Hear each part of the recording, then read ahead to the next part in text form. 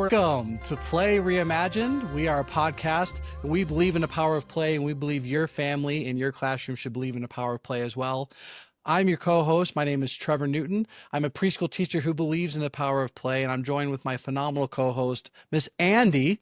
One of our goals and our mission on this podcast journey is to empower people to use play and empower parents to understand the value of it and see how they can learn about play to use within their own child's life. And so to help us is a real life parent. We have a very, very special guest. Very excited to have her. Her name is Christian Rizzuto. She is the wonderful mother of two young children, her and her husband, Thomas. They are just the best people you could possibly imagine. And we're so excited to have them here. Christian, welcome to Play Reimagined. Well, thank you, Trevor. And that was a very kind introduction. I don't know if we're the best people in the world, but that was very sweet. Thank you very much. Absolutely. And so, Christian, tell us just a little bit about your family. We'd love to know, the listeners want to know, who are the Rizzutos? Yeah, so my husband Thomas and I have two young kids. Ruthie is now 8 years old, and my son Leo is almost 6. He's going to be 6 this month. So my husband and I, kind of have dual jobs. On one side, we are assistant pastors in the community at a church, and the other side, we're small business owners, helping run and operate his parents' business, Rizzuto's Ice Cream, here in town in Colorado Springs. And we love both sides of that. But as anybody who has kids know, first and foremost, our job is raising our children and parenting and trying to navigate, especially in 2025, right? How do we raise functional, beautiful children who will thrive as they move forward in this life? And so, both of those jobs that we have, we're really cautious to make sure that they take a backseat to the child rearing part of our lives that we're in. It's a short phase, but of raising kids, it goes by really fast. But that's kind of we're right in the heart of that that really important phase of life. Then that's great. And I really appreciate there how you recognize that this is a fleeting time. And although it is stressful, it's very important to, as a family, come together and just be together as a family and embrace the moment, frankly. I also think people should know that I think prior to Ruthie being born, you had an elementary education background for a moment. Can you speak to that for a moment? Yeah, I actually spent some time in two different private schools in Virginia when we were out in Virginia teaching preschool age kids. I ran an after school program while I was in college at a private school, and then I ran the preschool 4 or 5 year old class at a private school in Virginia in a different town, and had a lot of time, really, a couple of, 4 or 5 years, to kind of really see first and foremost the importance of that age. The age 4 to 5 is so developmental to their emotional, as well as their large motor skills. But I think emotionally and socially, they learn so much in that 2 year period that really does kind of shape the way that they go on and view school education, and they view their peers.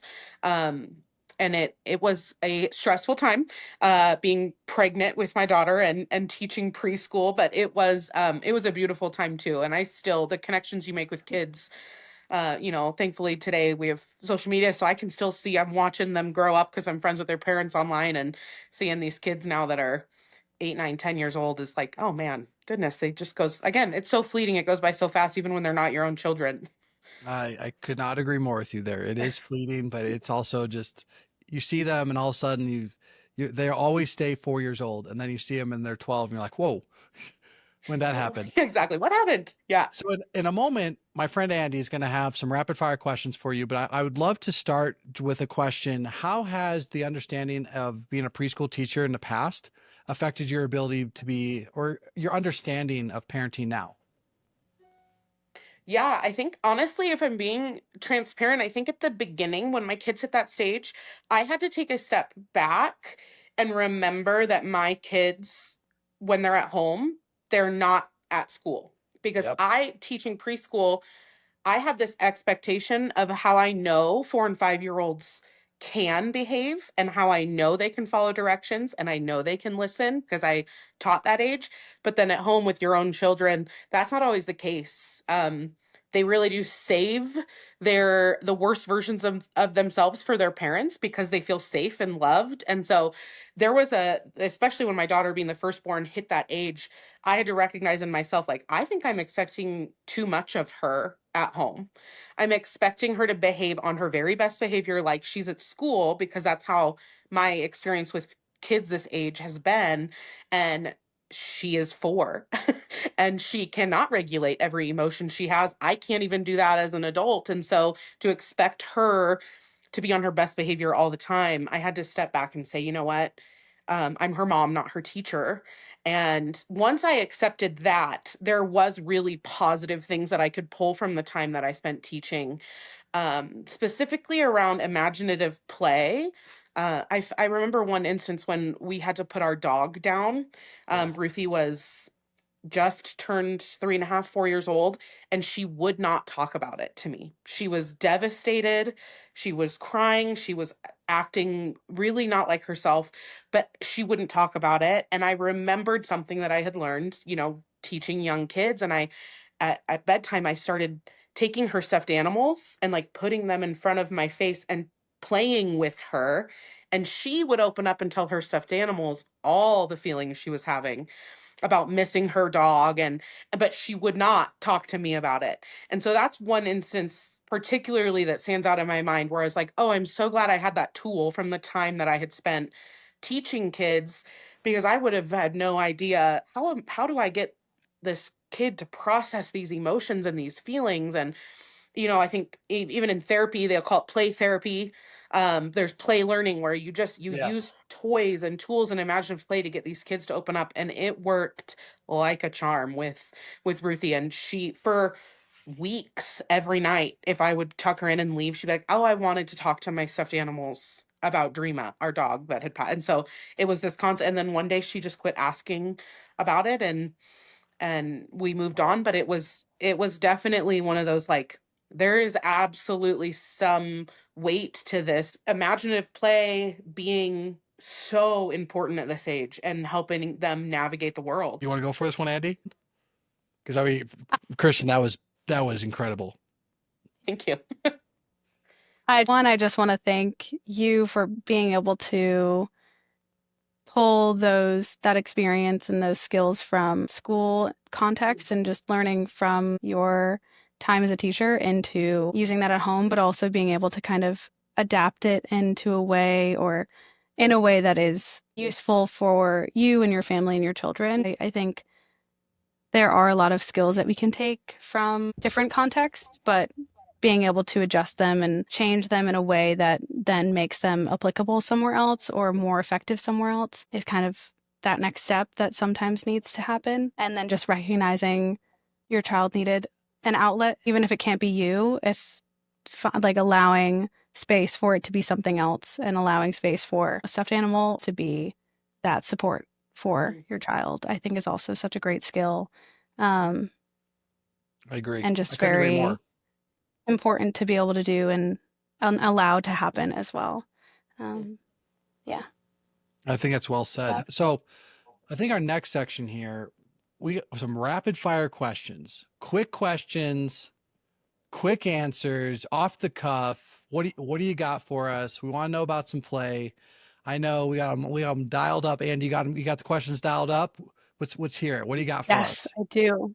I have some already, ready to go, but if Trevor, if you have any that pop into your head or you're thinking of something else, feel free to Sure, jump absolutely. in and throw in some extra ones. But Love it. I guess our first question, um, and it can be based on, any of your experience, just kind of your initial gut reaction, Mhm. but can play support academic learning? Oh, absolutely. Yeah. I think that especially in young children and then even as they get older in boys, Yeah, even boys up till middle school, I don't think that they learn unless their bodies are moving. And I think that psychology backs that up. I think it does. that's why you see boys, sitting on exercise balls instead of in desk chairs. I think play and movement is a key part in helping knowledge stick into kids' minds for sure. Absolutely. There's even an opportunity where like big body play promotes that a lot. And so endorphins kick, right? And now all of a Yeah. sudden your brain is more alert and you're more ready. You're actually more ready to learn. Right. And then I think there's Yeah. also movement through play. So some kinesthetic learning as well, where we're attaching learning to actual physical movement that we're moving. So yes, play, movement all around. Okay. Next question. What do you got, Andy? Awesome. Love it. Okay, next question. Can play help kids develop problem-solving skills? Oh yeah, for sure. I think whether it's sports or imaginative play, I mean, you see even in a classroom with young kids, if they're doing play and with friends, that's where they learn how to compromise. That's where they learn how to take turns. That's where they learn how to engage in problems, right? And face their problems. My husband is always telling our kids when they're trying to do something that they can't figure out how to do, he always says, work the problem. Don't avoid the problem. Work it through, figure it out. And a lot of times I think those key fundamental skills come from that early play in childhood.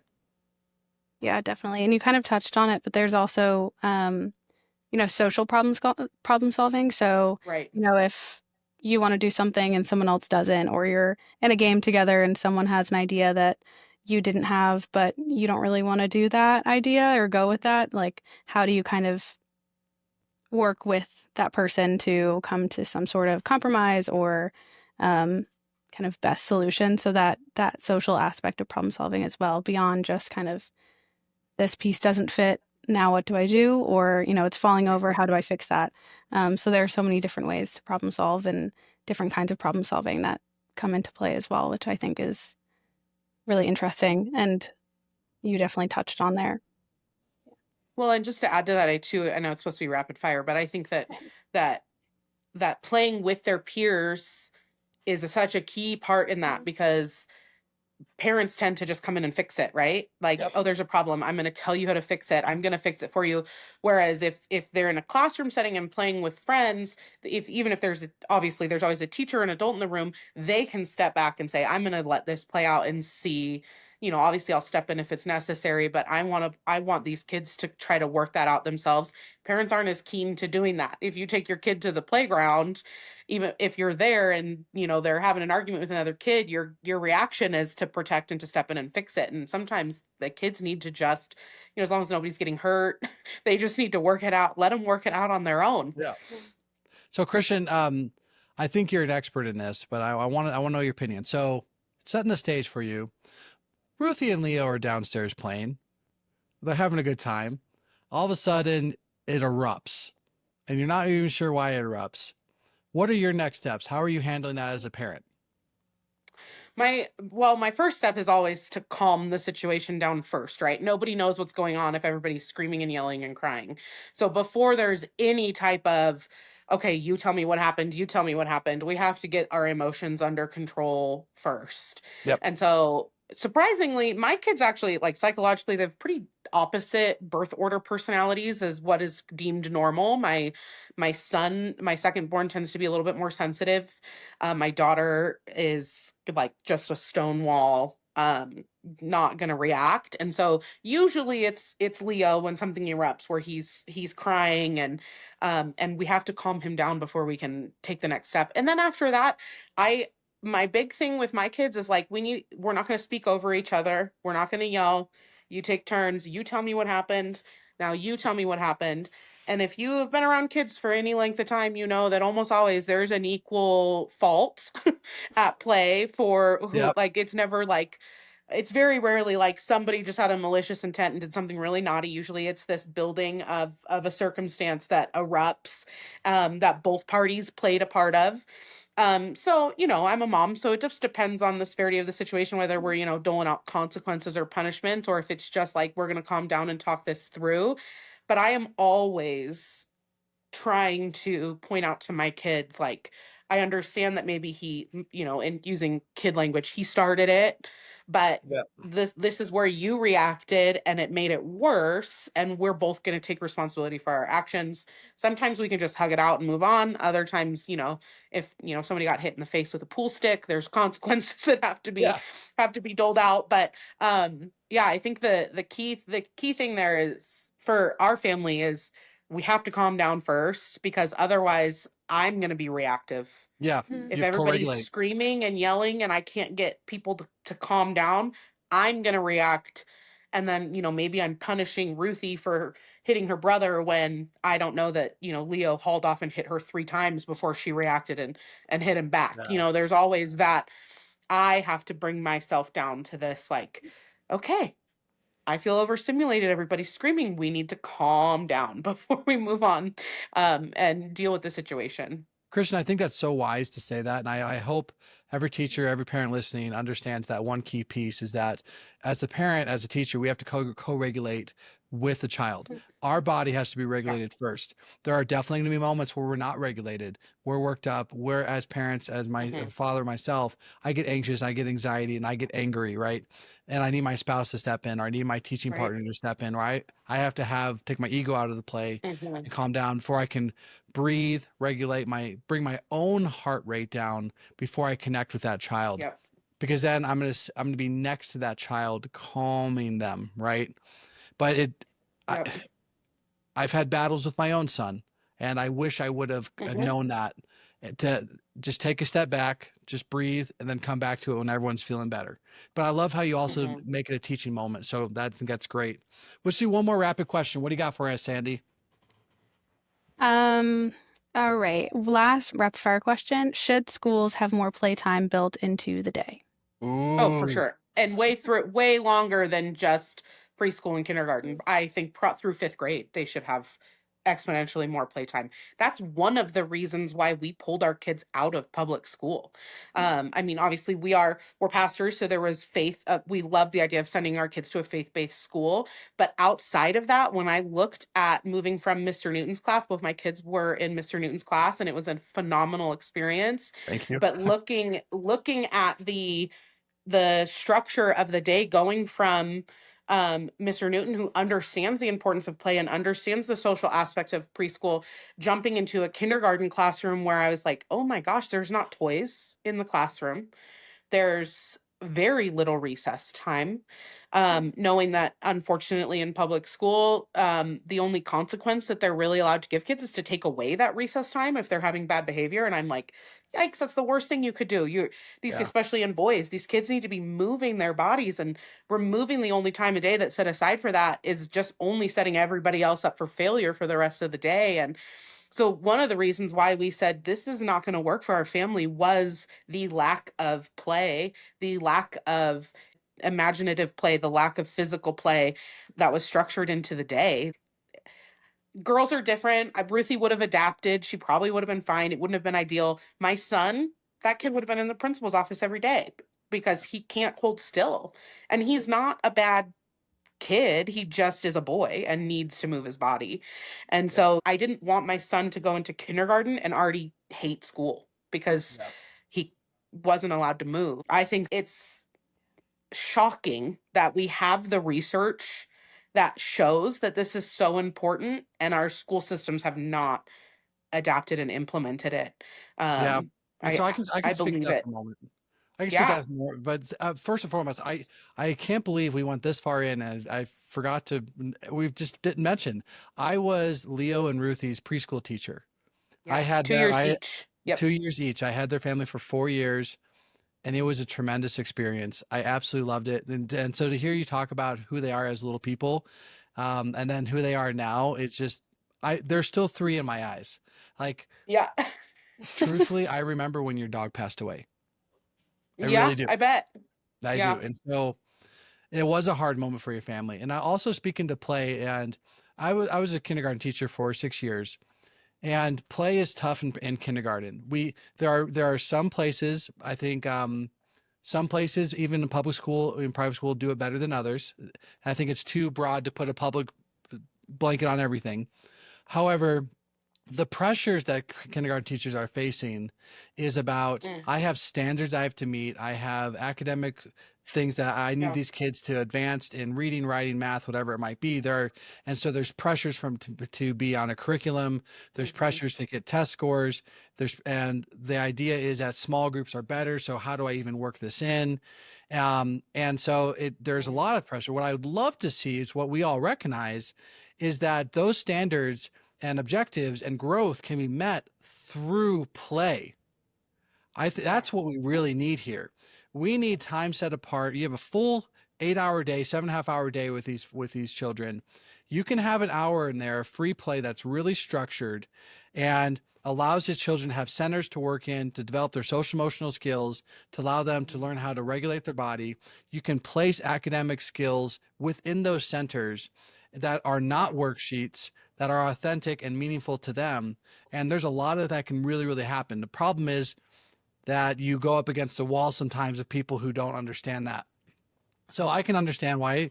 And I'm going to go on record right now. Episode 1 is that I hate and I will never get behind taking away play, taking away recess. I will never, ever get behind that. I think it's inappropriate.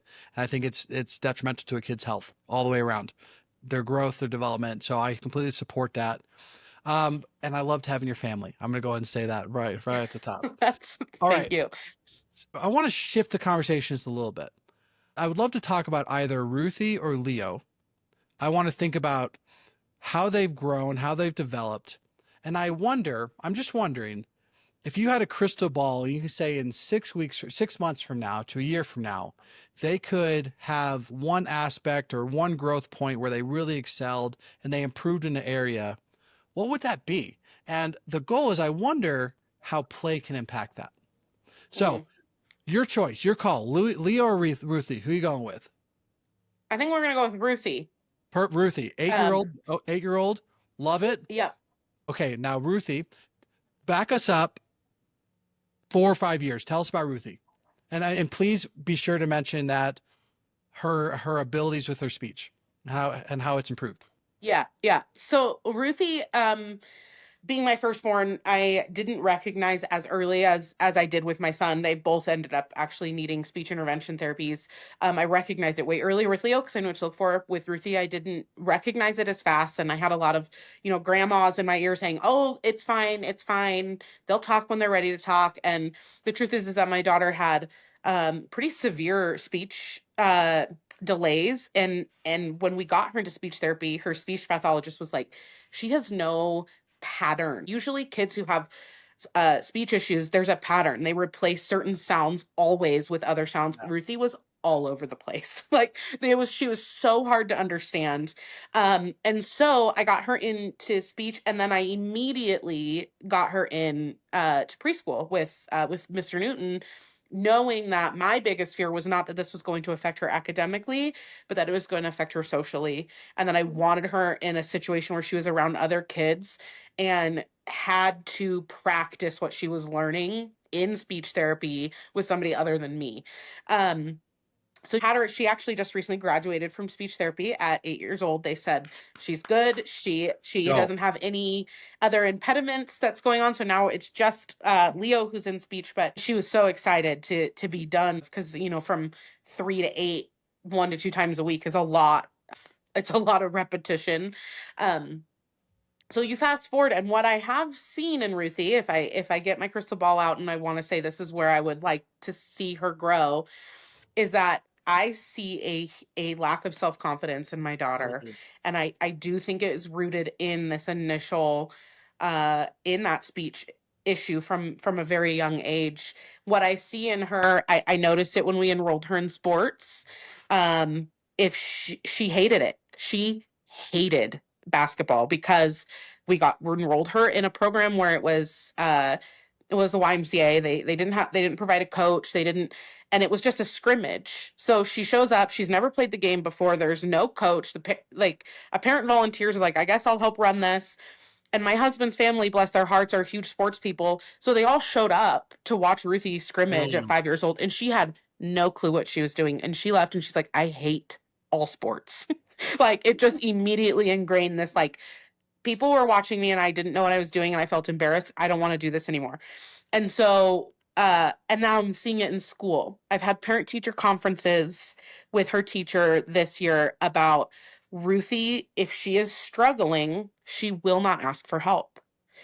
And she brought home a vocab. She's in 2nd grade now. So she has weekly, they have a vocabulary test and they have a math quiz and they have a spelling test. And the vocab test is open book. They have they have their vocab words with their definitions, and then they just have to fill them in the blanks. And Hmm. she came home one day with this quiz, and she had none of them right.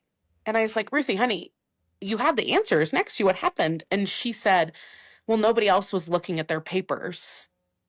And so immediately she was like, I didn't want to be the only kid that had to look at my paper. I wanted to be able to keep up with all the kids around me.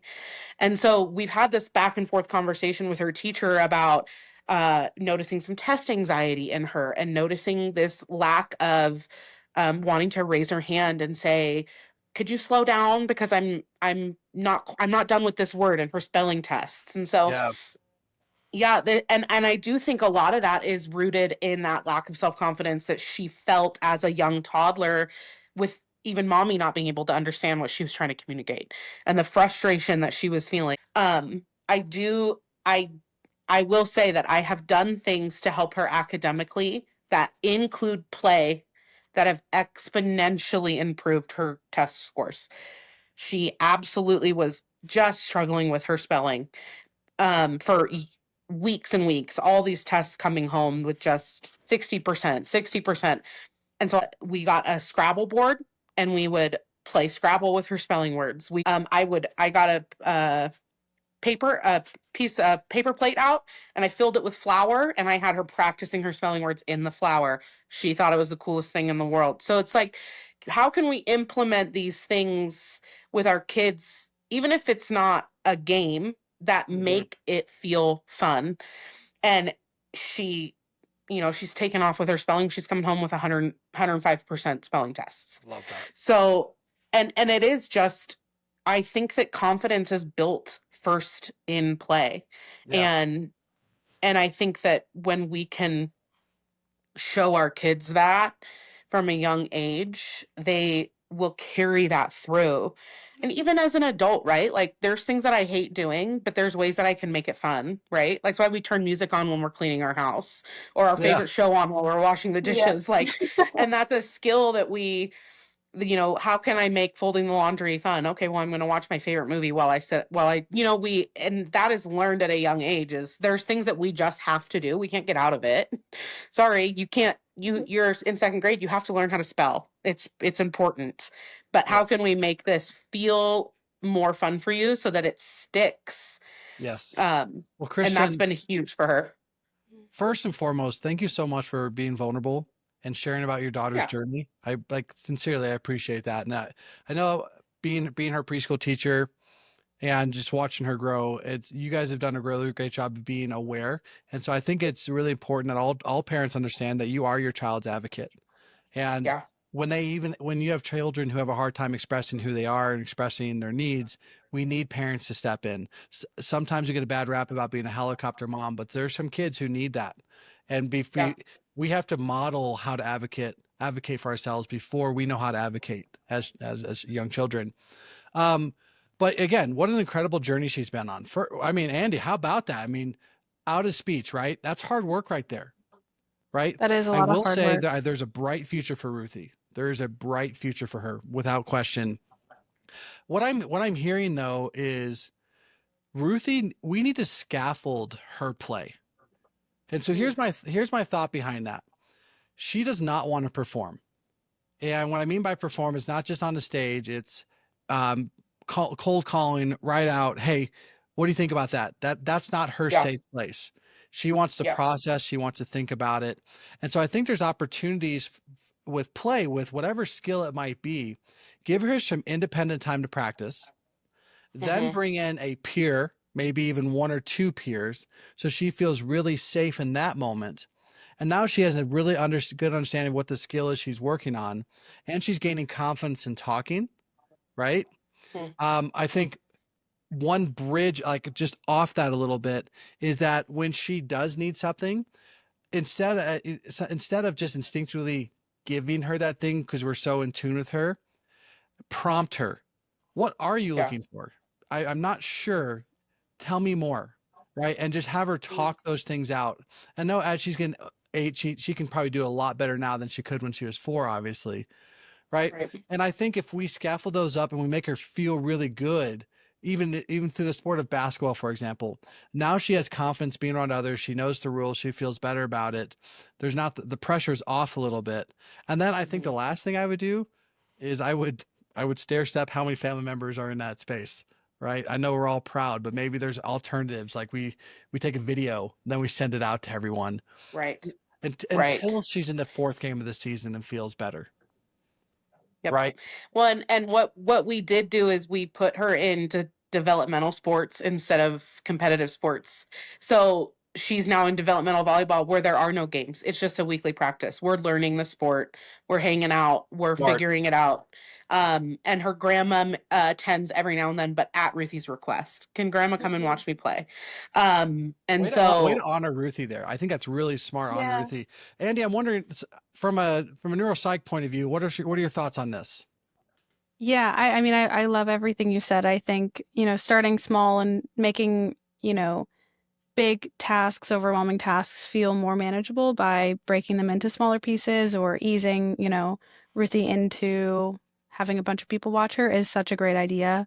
I think the only thing that I would add would just be celebrating, not only all of those small little steps, but also celebrating all the failures that are going to happen along the Mhm. way.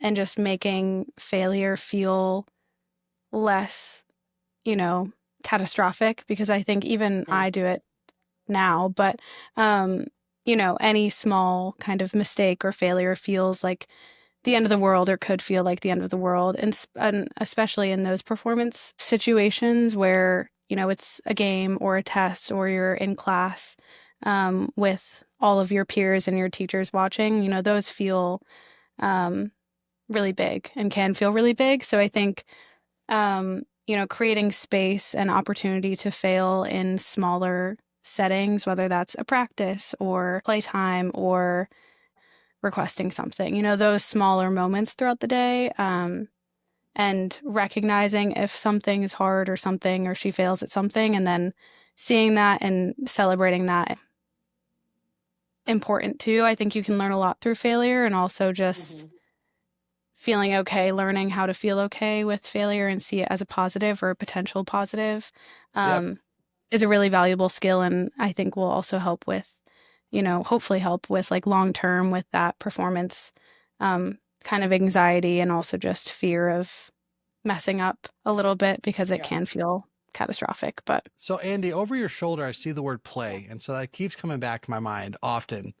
It's in a book right there. Just FYI for the yeah, folks at home.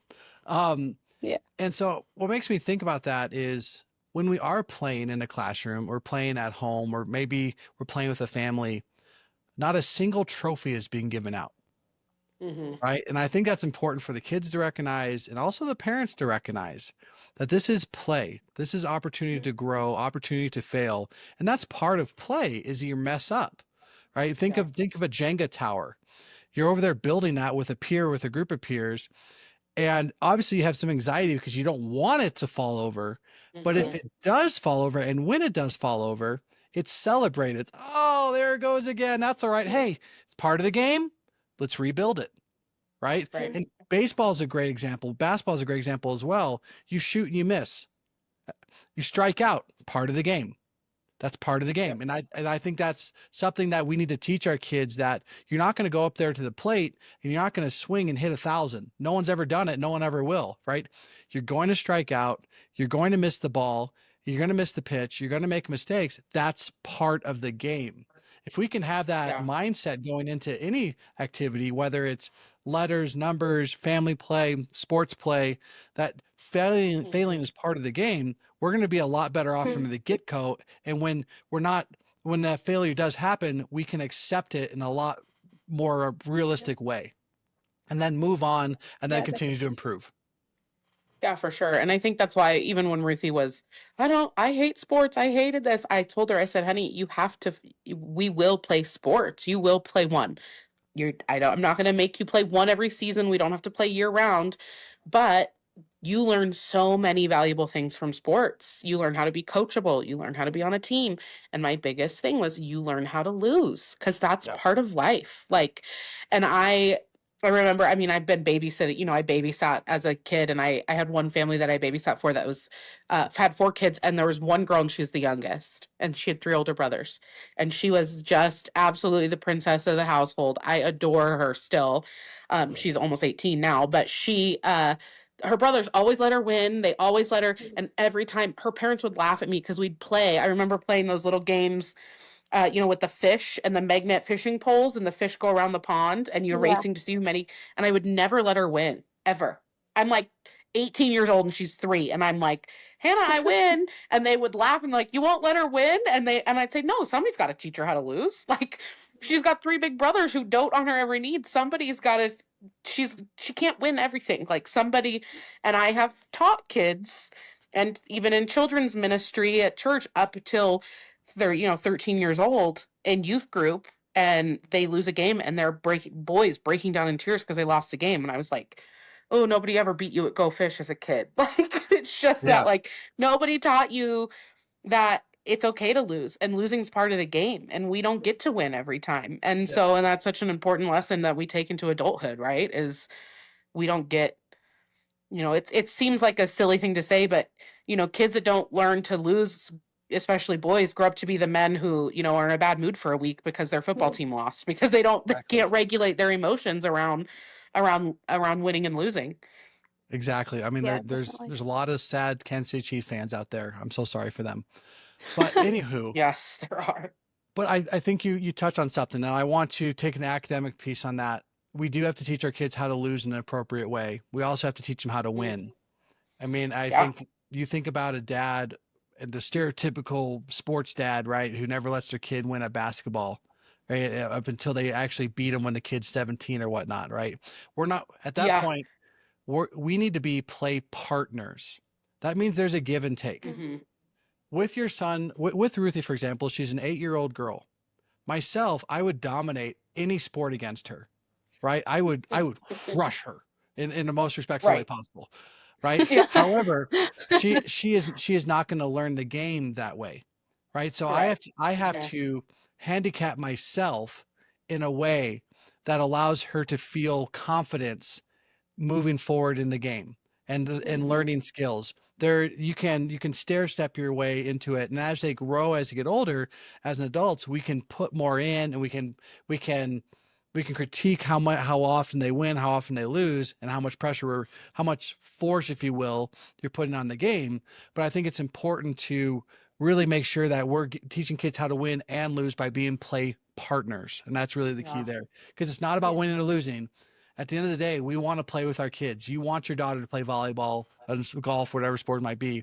If we're crushing their confidence, they're immediately going to feel, I've never ever won at this. We Mm, want them to feel what it's like to win, yeah. right? But it doesn't have Yeah, to for sure. be every time. And so that's why we have to Yep. be play partners. So I love that. I had a thought here. I would for the teacher. I think it'd be really wise if you had advocated for your teacher. Maybe this conversation with Ruthie, the 3 of you, have a conversation with the teacher about cold calling on the carpet, being able to speak at the carpet in a really productive way, and give her opportunities that she knows are coming. For example, Mm, maybe it's a 3 time a day rule, or a 3 time or twice a carpet, where Ruthie knows going into that moment, she's going to be speaking at least that day, at least 2 or 3 times. mm, As that moment's coming up, it's discussion part of the story, a discussion part of the math lesson. The teacher is leading with, Ruthie, in a moment, I'm calling on you, or you're 2 away, Ruthie. You're 3 away, Ruthie. mm, And now it's your turn. And so now she's like, instead of just sitting there trying to focus, she can start preparing herself and feel confident. And as he starts that, or the teacher starts that, it's going to be, Ruthie, I'm going to be asking a question about question 3. You're up in two people. And so she can start mm. preparing for that question so she feels confident around it. Yeah, I think that's a great idea. We've had some. Ruthie has this year, they've started oral presentations. Nice. So they do book reports, and they had to memorize a speech and then recite the speech in front of the class at one point. And she came home after her first book report. She gets in the car, and I say, "How did it go?" And she said, "Well, I learned something today." I said, "What'd you learn?" She goes, "I hate book reports. I was like, okay. Oh, man. She's like, this was not my thing. And then Leo, on the other hand, is like, I still remember my line from the Christmas program. I love talking in front of people. And so that's just the difference in their personalities and seeing and Ruthie, trying to I talked to her teacher. Her teacher's phenomenal about like, hey, when she has this book report, they do the presentations over a couple days because they're second grade. You're not going to do all 20 of them on one day. Can you put Ruthie on the last day so she has an opportunity to see her peers go? So we have extra time to practice at home, and she's always very accommodating. And yes, of course, I was already planning on putting her towards the end so she can, watch her friends and get more comfortable. But yeah, that having that idea of hey, the teacher is going to call on you and you get to know, would be very helpful. We've talked about going forward into third grade, maybe writing something up for her third grade teacher about opportunities for retests for Ruthie, because she definitely has some performance anxiety, and she'll panic, and her teacher will send those tests home, and she'll do them at home, and she'll get an A. But in the moment, when she knows this is a test, those dividers go up so you can't peek at your name, and that alone sends her into this like into this panic of what if I don't know the answer. So I do think that, yeah, giving her that opportunity of, Mrs. Mashoff is going to call on you, but she's going to give you a heads up on when, so that you have time to think about what you want to say. Is a great idea. I will for sure bring that up with her teacher. I think there's also, and I think Andy, you can speak to this a little bit, some performance anxiety that could be addressed through breathing, and regulating her body, knowing that's coming, taking a breath in. So she has a strategy in that moment. So she's thought it through. Andy, what are your thoughts around how she can visualize those moments and practice visualizing through play? Yeah, I think that's a great idea. I think breathing exercises and just kind of having those strategies going into things, incredible skills to know, and will help her throughout life, regardless of kind of the situation, because things like that come up, all the time. But I also just want to acknowledge how you have, shared so many strategies that have helped Ruthie, and I want to thank you for sharing those. And also just acknowledge how much work it seems like you've put in with Ruthie and, with teachers and other support people in your life to find what helps her and what supports can, make her most successful, and being, open to new ideas, but also just trying different things and advocating for those things, because not only is having those strategies going to be really useful for her throughout school and throughout life, but also just being able to, ask for what she needs and take the differences in kind of, the academic day or in accommodations and things that she needs, and embrace that and feel empowered by that, rather than, shamed or ashamed of those things, is such a valuable part for her. And I think will really just give her a lot of confidence going through life. Obviously it's not going to be easy every day, but just having that from you and from her teachers and from the rest of her family, I think is really an incredible thing that you're giving her, and that you're doing for her. And I'm sure it's challenging, but I just wanted to acknowledge how, special that is, and how important I think that is now, but also will be down the line. I agree. And Thank you. I appreciate that. Yeah. And so Andy, I think you did a really good job summarizing that up, and also acknowledging just how you've advocated for your daughter. And so just keep doing that. So Andy, and Ms. Christian, I'll throw it to both of you. Moving forward, and as we wrap up our conversation about play and about your children, I'm curious, what does play look like in your family's future? Maybe even a takeaway you have from this convo. Yeah, I think one of the things that this conversation has done for me is to remind me of the importance of me playing with my kids even as they get older, because they are, coming out of that developmental stage where they're really little, and they are more apt to just like I want to watch a movie, and a lot less needy of me. And being completely honest, sitting down and playing Barbies is not my favorite thing to do, right? It's like I have to work. It's like, okay, we're gonna go downstairs and we're gonna play with Ruthie, we're gonna play Barbies. And even though she's 8 and she's entering, unfortunately, already into this like adolescent behavior, they grow up a lot faster than than I feel like my generation did.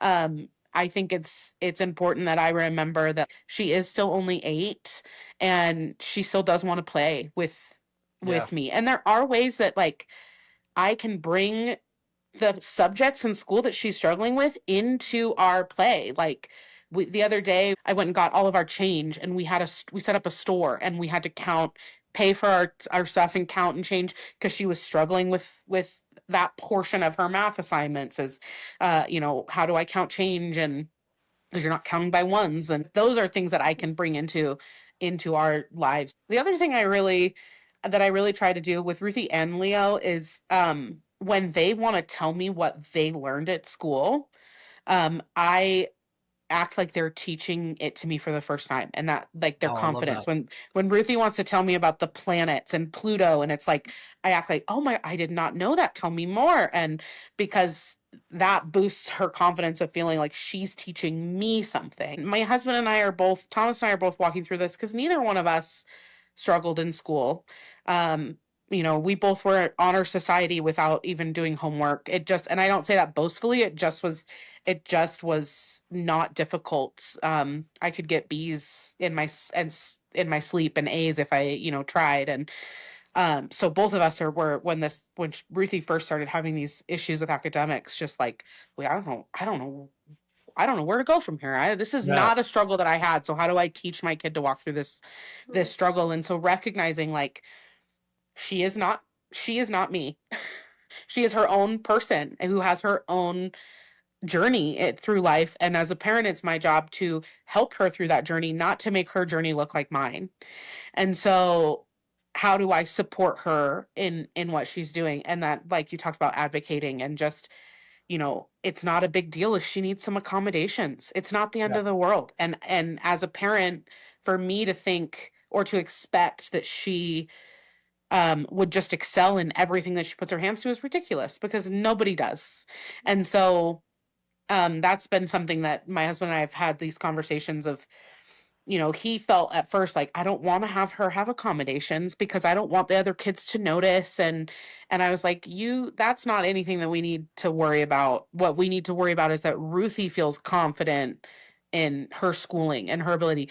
And the truth is that kindergarten is the new first grade. And you touched on it, Trevor, about the pressures that teachers are under. And I when I was talking about, pulling my kids out of public school, I have nothing but the highest regard for teachers. And I absolutely agree with you that it's a system that is pushing these teachers to meet standards that are not realistic. And so and I do think that, if kindergarten's the new first grade, then second grade's the new third grade, and where the state is expecting these kids to be academically. And so to understand that too, as I'm sitting there going, okay, she's struggling. Well, okay, well, when I was in school, my schooling was probably easier than hers is.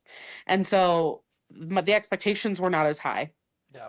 But yeah, I really think it was a great reminder today to talk about this, making sure that I recognize that my kids are on their own journey, and I'm just along for the ride as a tour guide through this life that they're living. And that even though they're starting to mature, that they still need that engagement with me, um, in the form of play, whether that be playing a board game or playing with Barbies, or playing outside. Yep. Um, Be I their think that partner, was a be their great guide. reminder. Yeah. Yep. Be their partner, be their guide. And so, Andy, any final thoughts? Anything you're wondering? No, I love that just sentiment of being, a guide and using your wisdom and your knowledge to not force them into the same path as you or expect, the same things that you did, but to help them navigate what comes up for them with what you've learned. I love that. And so, Andy, as we wrap up today, Miss Christian, thank you so much for your time. Thank you so much for your vulnerability. I think we have come to love your family. We're rooting for Ruthie. Obviously, Leo, he's got a lot of people behind him, but he's going to be just fine because he's a boisterous boy. On a personal note, I loved being your kid's teacher. We hope that people listening, your message resonates with them, and that we create a collaboration of families and parents and teachers who really love play and love each other and want to support each other. And so a special thanks to Imagination Playground. We wouldn't be here without them. So with them, go get your loose parts fixed. Go research imaginationplayground.com and learn all about the blocks. The Big Blue blocks are simply the best. And so, Christian, Andy, thank you to the both. Until next time, keep playing.